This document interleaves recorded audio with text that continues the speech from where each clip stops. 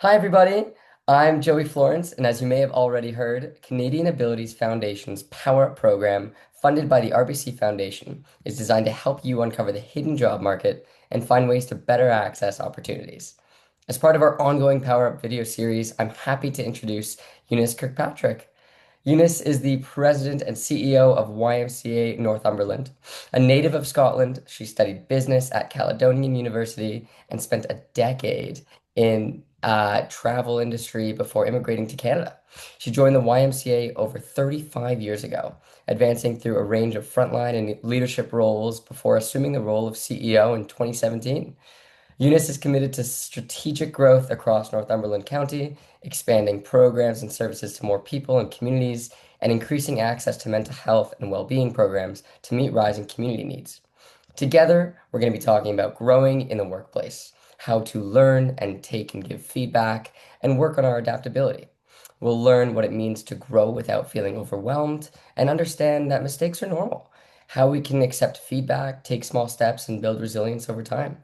So with that, let's get started. Thank you so much for joining us today, Eunice.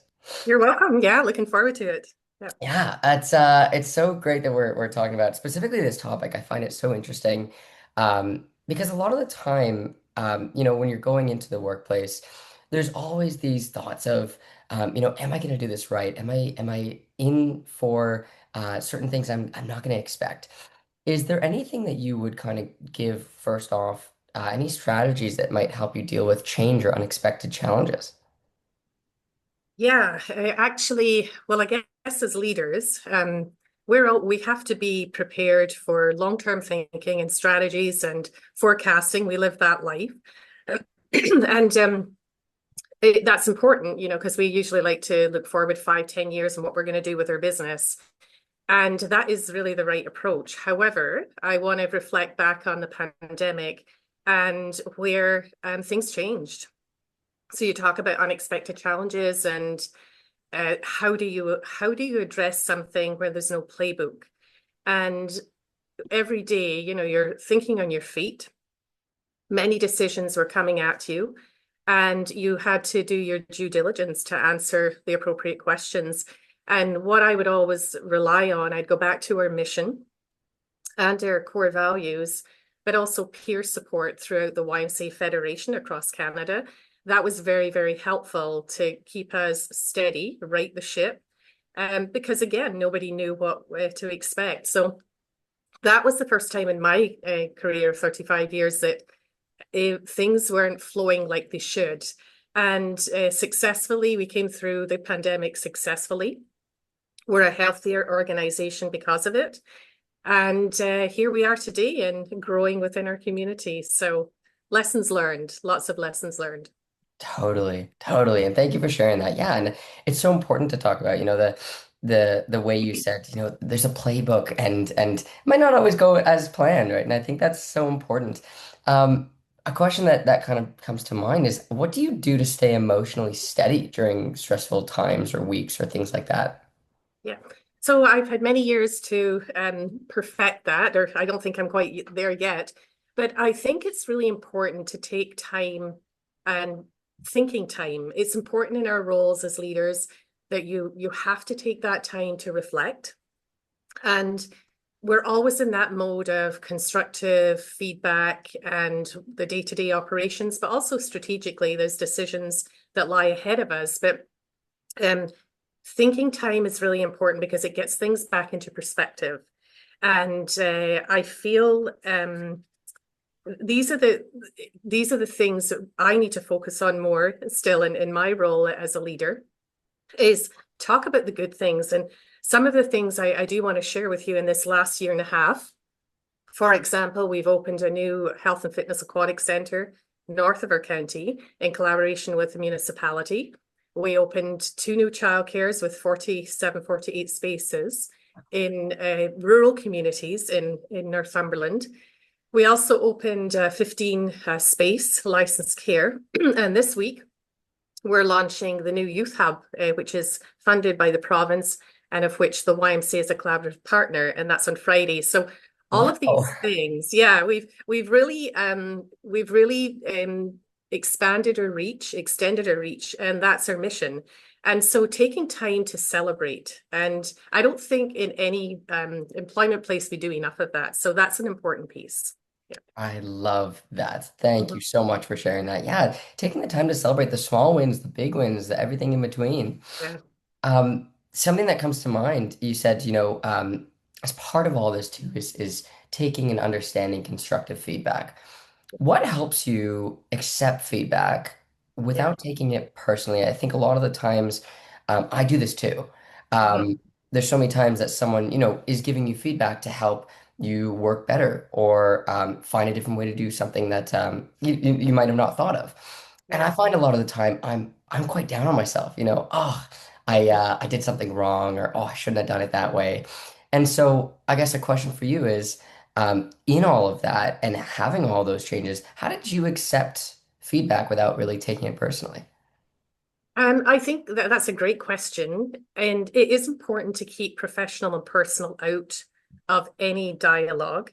What I like to work with my teams, I look at it as a two-way dialogue too. It's when you're doing performance reviews or catch-ups during the year, it's not just about feedback to the individual staff, but you want to hear their feedback. And we do that casually all day, every day, but in a sort of formal setting, that's an important piece. But changing the narrative around feedback as well and using strength-based language has been really important. So we don't talk about weaknesses, we talk about improvements. We don't talk about constructive criticism, we talk about constructive feedback and making sure that we're setting people up for success because you want to walk away from a performance review feeling good about yourself and not feeling down about yourself. So one of the key things and strategies I do use is the sandwich method. When you're talking to an individual, you talk about all the positives, and then you talk about the areas of improvement, and then you finish with more positives. So people come in feeling good, they leave feeling good. Those pieces in the middle they get to dwell on. And then you set up some plans that they can work on. But setting people up for success and not overwhelming them is really the key piece because you don't want people to fail if they are really great employees. So Yeah. that's a couple of strategies that I've used over the years. I love those. Thank you so much. And I actually use some of those to this day too. Yeah, So glad you important. mentioned that. Mhm. And I think something else that you said too is that we're still trying it out too, right? We make mistakes as well, right? We're not perfect, and when we're trying out and trying to be as authentic as we can at work, and Yeah, all these things, it's challenging, and yeah. I give it to everybody trying. Um, Something that I find a lot that I find is asking questions. I find asking questions is sometimes really hard, and I have to go out of my comfort zone, especially when it's questions that, I'm a little nervous to ask, or it's a boss that I'm talking to, right? So, in terms of that, in the conversation of feedback and the conversation of asking questions, how would you ask questions at work when you're unsure of something? Well, first of all, it's really important to ask questions because that's how we learn and grow. And just to give you a bit of a side note, we operate 25 childcares in Northumberland County. And part of our curriculum in teaching the kids is teaching them about being curious, capable, and competent, which I think spills over to adult life. And the curiosity always gets me. If you're not curious, you're never going to learn. So I I feel no question is a bad question. And one mentor in my career said to me, he said, Eunice, he said, you don't need to know everything, but you need to know the right questions to ask and the right people to ask of the questions. And that stuck with me all my career. And there's so many things that come at you in a day, especially in the service industry. It's not the easiest, and it is getting harder and harder. But these are the key things. And if you never ask questions, I don't think you're in a position to ever continue the continuous learning. So Yeah. Yeah, I so agree with that. mhm. And we were talking about this previously, but the way of learning is in the uncomfortable. And Yep. I think that that's a really cool way of seeing it, right? Because Mm. everybody's able and capable and confident to do so, and it's about improving those skills and working on those skills, and it takes time. It It takes does. a lot of Yeah. time.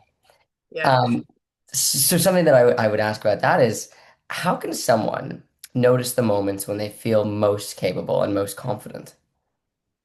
I feel they'll when they can celebrate their accomplishments and they're feeling good, they're feeling valued about the role they're playing in their career and looking back and saying, yeah, you know, I asked the right questions and because of that, this happened.